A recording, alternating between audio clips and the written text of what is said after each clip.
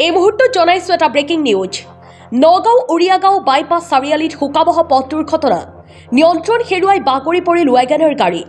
শিশুসহ 3জন আহত এই দুৰ্ঘটনাটোত। আহতসকলক নগাঁৱৰ চিকিৎসালয়লৈ প্ৰেৰণ কৰা হৈছে। শিৱসাগৰৰ পৰা জাগিৰোড অভিমুখে আহি আছিল ৱেগনাৰখন। জনাইছো এটা breaking news. Nagaon Uriagaon bypass চাৰিআলিত সংঘটিত হৈছে এই শোকাবহ পথ দুৰ্ঘটনা। নিয়ন্ত্ৰণ হেৰুৱাই বাগৰি পৰিল ৱেগনাৰ গাড়ী। শিশুসহ 3জন লোক আহত হৈছে এই দুৰ্ঘটনাটোত। আহতসকলক নগাঁৱৰ চিকিৎসালয়লৈ প্ৰেৰণ কৰা হৈছে। শিৱসাগৰৰ পৰা জাগিৰোড অভিমুখে আহি আছিল ৱেগনাৰখন। গাড়ীখন মানে আপাৰ আছামৰ ফালৰ পৰা আহি আছিলে আৰু তেওঁ নিয়ন্ত্ৰণ হেৰাই দিলে। কিন্তু স্পীড ব্ৰেকাৰ দুটামান লাগে, তাত মানে স্পীড ব্ৰেকাৰকেইটা যে বগা পেইণ্ট দি থোৱা আছে তাত, সেই তাৰ ওপৰত উঠি যোৱাৰ লগে গাড়ীখন বেলেঞ্চটো হেৰাই যায়। স্পীডটো থকাৰ কাৰণে গাড়ীখন পাল্টি হৈ গ'ল। যদি তাতে স্পীড ব্ৰেকাৰ দুটামান ভালদৰে দি দিয়া যায় তেতিয়া গাড়ীখনে স্পীডটো কম ৰখি যাব। যিটো স্পীড ব্ৰেকাৰ দি আছে গাড়ীখন তাৰ ওপৰত যদি 80-90 স্পীডত আহে, এখন ওপৰলৈ উঠি যোৱাৰ লগে গাড়ীখন এনে হিলি যায়।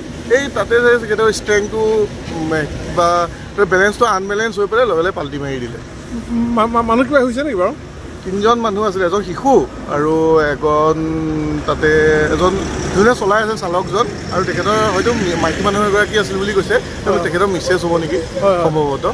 গতিকে তেওঁলোকে এতিয়া মাইকী মানুহগৰাকীয়ে মানে মুখখন এনে পাল্টি মাৰিছিলোঁ, গ্লাছে কাটিছে আৰু বাচ্ছাটো অলপ উশাহত প্ৰব্লেম হৈছে। নগাঁৱৰ পৰা বিভূতি বৰাৰ ৰিপৰ্ট, সুহানা লাইভ।